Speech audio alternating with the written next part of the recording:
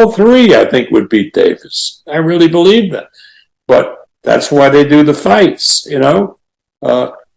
Despite the victorious mood Gervonta Davis has found himself in after his last win, some boxing professionals feel he shouldn't force a fight with Shakur Stevenson, as that would be his biggest mistake. One mistake against Tank, dog, and it's a wrap. Haney is a great fighter. He is a great fighter. To me, he is. He's a ton of skill, ability. He has size over these guys. Right. To them, Shakur Stevenson wouldn't only put up a great fight, but would defeat Gervonta Davis with his skill and technicality. Gervonta Davis further enforced himself as the face of boxing after his big win against Frank Martin, but surprisingly, many boxing professionals still think something will go wrong when he faces Shakur Stevenson. He's asking, can he fight the best? I believe his contract is coming to an end, so hopefully we can come together and I can take him to that next level and give him the fights that he wants, and make the fights happen that he wants. It has come as a huge surprise to fans of Tank Davis, who find it laughable to think Shakur Stevenson, who had one of the worst fights of the year when he faced Edwin de los Santos last year, would stand a chance against the knockout king of boxing, Gervonta Tank Davis. To many, his last fight against Frank Martin was enough evidence of how devastated Shakur Stevenson would be should he ever meet Tank Davis in the squared circle. The fight began with Martin in control even after Davis walked out to the Ghostbusters theme song as a nod to Martin's nickname. Ghost consistently won exchanges for the first 3 rounds while keeping his distance from his famously powerful opponent. It was a little more even between the 4th and 5th rounds before the flow of the fight turned violently to Davis's favor in the 7th. You get in the ring and you determine who's better. I think Shakur beats him. I think Teofimo beats him. And I think Lomachenko beats him. Martin might have been ahead on the scorecards, but Davis's power punches were finding home enough that disaster was inevitable. I knew that he was going to tire down, Davis said after the fight. That's what I was doing. Stand there, be a target so he could tire himself out. And once he tired himself out, I started picking him apart. He looked as sharp as last fight. He did what he had to do. We definitely can get a rematch for sure. Hopefully sooner than later. Instead of fatigue, Martin painted his loss of momentum as an issue of becoming too comfortable. He spent much of the later rounds backing away from Davis and finding himself on the ropes. I felt like in the beginning I was in control, then got a little too comfortable, Martin said. I got comfortable chilling on the ropes, trying to find that bigger shot. It wasn't presenting itself. I stopped doing my movement. Once I stopped doing my movement, he was able to land more shots. Interestingly, Gervonta Davis isn't even shying from any opponent, as he's ready to face all of the top guns in the lightweight category, ranging from Vasily Lomachenko, Pitbull Cruz, Ryan Garcia, and Devin Haney, to Teofimo Lopez, and ultimately Shakur Stevenson. In fact, following his big win against Frank Martin, Gervonta Davis reawakened an old rivalry, and it was one fans had been clamoring for. An interviewer asked him which fight he wanted next, and he said, every one of them. He was further asked which rematch he would favor between a rematch against Isaac Pitbull Cruz or one against Ryan Garcia. He responded, both. Speaking specifically about Isaac Cruz, he said, he looked sharp in his last fight. He did what he had to do. We definitely can get a rematch for sure, hopefully sooner or later. Asked when he'd return and against whom, Davis replied, I just want to get back in the gym and stay focused. But Lomachenko, Shakur Stevenson, and Pitbull Cruz are on my radar. Yeah, but I didn't know he was that strong. Like, I didn't let my arms go for shit. Tonight, James Toney called you the face of boxing. How does that make you feel? James Toney tonight called you the face of boxing. I appreciate that, man. Gotta keep it going, for sure. Sadly, many boxing professionals, past and present fighters, whose in-ring expertise and knowledge should be evident in their analysis, have advised Gervonta Davis to avoid Shakur Stevenson if his reputation is to remain safe. Floyd Mayweather had highlighted Shakur Stevenson's technicality and skill as his major weapons, which make him an even better fighter than Gervonta Davis. Even in the midst of their beef, Floyd Mayweather was able to warn Gervonta Davis against Shakur Stevenson, who he claimed is the most skillful fighter in boxing. Floyd Mayweather clearly made his pick by picking Shakur Stevenson over Gervonta Davis, despite his close relationship with the latter. Floyd Mayweather was asked about the top 5 fighters in the lightweight division, and he responded, "As of right now, well, the 2 guys, the biggest puncher I feel at 135 will probably be Gervonta Davis, but the most skillful fighter will be hands down Shakur Stevenson." Take things to that next level. And I've always been there for him. And just over the years, you can see I've always been positive, always said great things about him, always pushed him to be great.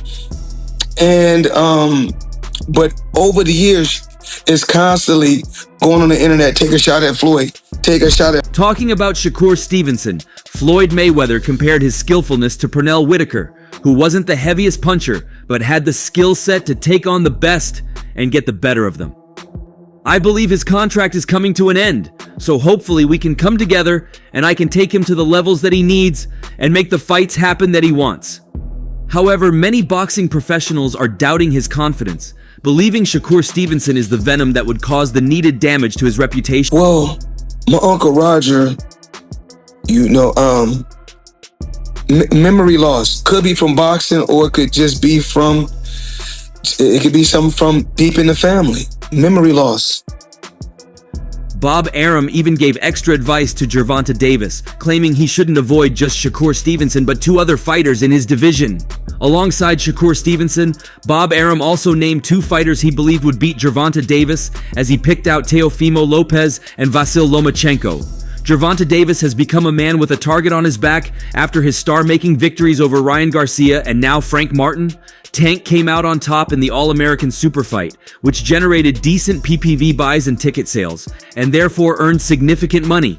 Of the new generation of boxers under the age of 30 today, Davis is undoubtedly the biggest attraction. He is therefore being eyed by many of his rivals around his weight class, all of whom want the opportunity to take his position and earn similar money. Make sure that I'm on top of my game, because there's a lot of great fighters in the division. Even though I think the division was overrated because they wasn't fighting each other. But now that they fight each other, there's a lot of great fighters. And Legendary promoter Bob Arum has 3 of Tank's rivals in his top-ranked stable, and 3rd is former 3-weight world champion Vasyl Lomachenko. All 3, I think, would beat Davis. I really believe that, Arum told reporters this week. But that's why they do the fights. They get in the ring to determine who is better. I think Shakur beats him, I think Teofimo beats him, and I think Lomachenko beats him. All 3, I think, would beat Davis. I really believe that. But that's why they do the fights, You get in the ring and you determine who's better. I think Shakur beats him, I think Teofimo beats him, and I think Lomachenko beats him. Well, Tank Davis is an excellent fighter and he's a big attraction. Asked if he truly rates Davis, Arum admitted, "I think that he is the real deal. That's why we're talking about him. He is a hell of a performer, a terrific athlete, terrific boxer, but so are the other 3 guys you mentioned." A bunch of reporters reached out to former 2-division world champion Timothy Bradley. If at all a fight comes up, they wanted to know his thoughts on Shakur Stevenson's chances against Gervonta Davis. Next month, on July 6th, Stevenson will enter the ring for his first title defense. He will be facing Armenian-German boxer Arum Harutyunyan. Davis, on the other hand, defeated Frank Martin in the way he prefers the most, an early stoppage. The Baltimorean returned over a year after knocking Ryan Garcia out. Ever since the June 15th victory, talks have been emerging of a potential fight between Tank Davis and IBF title holder Vasyl Lomachenko. If at all their fight materializes, most believe that the Baltimorean will continue with his winning streak against the 36-year-old Olympic gold medalist. So there's a chance that Gervonta Davis may further proceed with his title unification campaign. On top of my game, because there's a lot of great fighters in the division. Even though I think the division was overrated because they wasn't fighting each other. But now that they fight each other, there's a lot of great fighters. Hence, the move might witness him staking a claim at Shakur Stevenson's WBC belt. Nevertheless, there remains a question that has seemingly rattled many fans: whether the Newark-born southpaw has the wherewithal to be the first boxer to derail the Tank from his track. When checked with Tim Bradley, he seems to believe that Stevenson can accomplish the feat with relative ease. The conversation started when one of the reporters asked Timothy Bradley whether he had any pieces of advice for Shakur Stevenson ahead of his fight against Arum Harutyunyan. The former world champion replied in the negative. Shakur doesn't need me to give him any wisdom. Shakur that guy, man, and call it whatever you want to call it. He ain't going to be with Top Rank, whatever y'all want to say. You know you hate this. Not he don't need me to say what he needs to do, said the Desert Storm. One mistake against Tank, dog, and it's a wrap. Haney is a great fighter. He is a great fighter. To me, he is. He's a ton of skill, ability. He's has size over these guys, so on and so forth. I just think that a guy like Shakur is just defensively better. You know what I mean? In his frank opinion, Shakur Stevenson already knows what steps he needs to take. He has been closely monitoring Tank Davis. His ultimate goal is to be the best boxer in the 135-pound division. So after the July 6th fight, he might go back to the drawing board. After refocusing, he might then come back fully charged and show the world what he is made of. Trust me, he will know he has that in his dog. He's cut from a different cloth, said Tim Bradley. Another reporter asked, is he the one to beat? He's the one to beat Tank, do you think? Bradley promptly responded, yeah. Laughter emerged in the background. Probably an onlooker or a reporter found that funny, but it only stirred up the former two-division champion. He said, call me hate. I don't give a damn. Yeah, you keep coming at me. Keep bringing that hate. Keep bringing that hate, baby. I love it. Keep bringing it. Yes, he beats Tank. He outboxes him very easily. No problem whatsoever. You know, he can maul you. I think he will have the advantage on Haney on the inside. Then you have a guy like Tank. I think those two, with the power, the IQ that Tank has, and the IQ that Shakur has, yeah, I think that they will give Haney a run for his money and probably will beat him if they were to fight. Shakur Stevenson was speaking with Jeff Zimmerman from Fight Hype. The lightweight champion asserted that a fight between him and Tank would be a modern-day Roberto Duran and Sugar Ray Leonard fight. It will not be the Tommy Hearn and Sugar Ray Leonard clash, as Zimmerman suggested. He remained quite assured of winning against the Baltimorean. He said, but I'm 100% sure that I'm a win, so we'll see once the day line up. A lineup between Sugar and Gervonta Davis is undoubtedly a lineup in the minds of most fans. For the former, the fight presents a great chance to announce his presence in the big boy league. Let's say he loses the battle to Davis. As many of the observers have seen, boxers who lose their fights to Tank end up making big subsequently.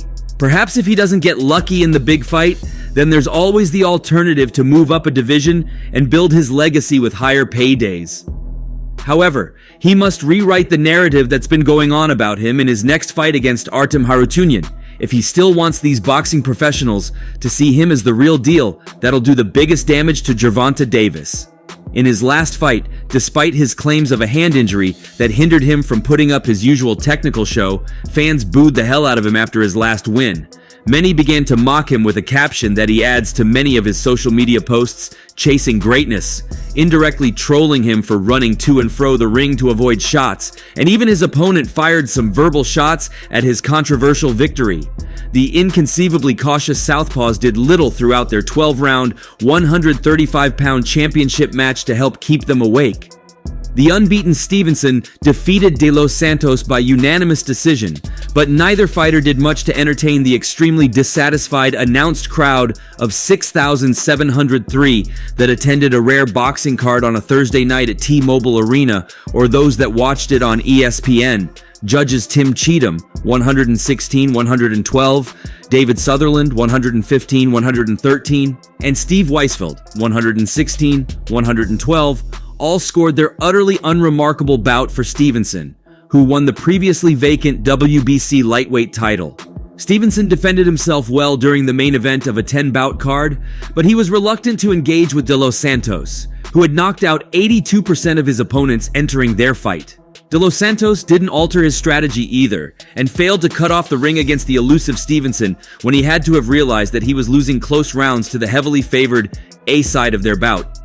Stevenson, a native of Newark, New Jersey, improved to 21-0, 10 KOs. He landed only 21 left hands during the bout, according to unofficial punch stats, but Stevenson downplayed the suggestion of ESPN's Bernardo Osuna during their post-fight interview that there was something wrong with it entering the fight. "Hey, listen here, I don't have anything to say about that," Stevenson said. "I don't make any excuses. It happens. We go through a lot as a fighter. I'm good." Stevenson previously indicated to Osuna that there was something off with him from a physical standpoint while he was in the ring.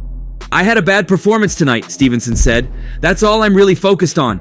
I wasn't feeling too good, so I'll live with it. It's okay. I came here, got the victory, and that's all I wanted to do." When asked to elaborate on what was wrong with him, Stevenson added, "I just didn't feel good. I didn't feel good before the fight. Honestly, I already told myself, if I'm feeling like this in the ring, and if it's not going well, I'ma make sure I box and get the victory." Brooklyn's De Los Santos slipped to 16, 14 KOs, but he trashed Stevenson for his opponent's unwillingness to engage. "You know what? I came to fight. He came for a track meet," De Los Santos told Osuna. "And I wouldn't say that I'm on his level. I would say I'm above his level because I came to fight tonight. I came to put on a fight, and Shakur Stevenson decided not to fight. He was given a title, but I am the champion of the people." The 26-year-old Stevenson nevertheless became a world champion in a third weight class by defeating De Los Santos. The 2016 Olympic silver medalist previously held the World Boxing Organization featherweight title and was a unified champ in the 130-pound division, within which owned the World Boxing Council super featherweight and World Boxing Organization junior lightweight crowns. The World Boxing Council Lightweight Championship became available because the Mexico City-based sanctioning organization designated Devin Haney as its 135-pound champion in recess. Haney, 30-0-15 KOs, of Henderson, Nevada, was boxing's undisputed lightweight champion, but he has moved up to the 140-pound division for his next fight, a shot at WBC super lightweight champ Regis Prograis, 29, won 24 KOs, on December 9th at Chase Center in San Francisco. De Los Santos, 24, lost for just the second time as a pro. William Foster III, 16, won 10 KOs, 1 NC, previously beat the Santo Domingo native by split decision in an 8-round contest, Showtime televised in January 2022 as part of its prospect series, Showbox, The New Generation. Stevenson tried to tie up De Los Santos in an exchange, but he partially landed a right hook as De Los Santos slid out of it with just under a minute to go in the first round. Otherwise, both boxers were cautious in what amounted to feeling each other out in the opening 3 minutes of their fight. A jab by De Los Santos backed Stevenson into the ropes a little less than 50 seconds into the second round. The restless crowd began booing later in the second round because the fight lacked action. De Los Santos and Stevenson wrestled into Stevenson's corner with just over 30 seconds to go in the third round, which made the mundane second round look like a slugfest. The crowd expressed its collective displeasure again early in the third round when Stevenson and De Los Santos didn't throw many punches. Stevenson's right hand partially connected as they became untangled with about 1:20 on the clock in the fourth round. Stevenson landed a jab almost 30 seconds into the fourth round. De Los Santos mocked Stevenson by going into a running motion a minute into the fifth round. Doc broke them apart as they wrestled for position 30 seconds into the fifth round. The crowd booed loudly as the fifth round drew to a close because neither fighter did much during those 3 minutes. Stevenson's stiff jab landed with a little more than 10 seconds to go in the sixth round. Stevenson's right hook connected a little less than a minute into the sixth round. Stevenson landed another jab with just under a minute to go in the seventh round. That was one of the few punches Stevenson connected with in those 3 minutes, but De Los Santos couldn't get any offense going in that round. Doc warned Stevenson for punching De Los Santos when he called for a break about 50 seconds into the eighth round. The understandable boos became increasingly louder during the final minute of the eighth round.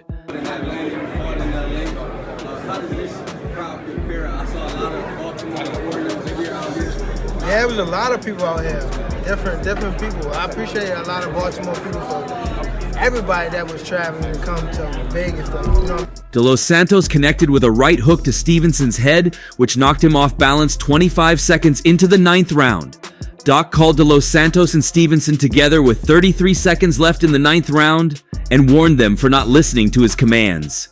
Stevenson countered De Los Santos with a right hook that backed De Los Santos into the ropes a little more than 40 seconds into the ninth round. Stevenson stung De Los Santos with a straight left about 1:20 into the 10th round. He drilled De Los Santos with a right hook later in the 10th round. Stevenson caught De Los Santos with a right hook less than 20 seconds into the 11th round. Stevenson caught De Los Santos with another right hook with about 1:45 on the clock in the 11th round. By the time the 12th round began, it was painfully obvious Stevenson and De Los Santos would go the distance. Stevenson tied up De Los Santos multiple times during those final 3 minutes, and the crowd continued to boo because there was a lack of action. And that's all for now. For the very best updates on news, moments, events, and actions in the world of boxing, stay connected with us by subscribing to our YouTube channel. And don't forget to turn on notifications to get notified when we drop quality contents like this. Until next time, peace out.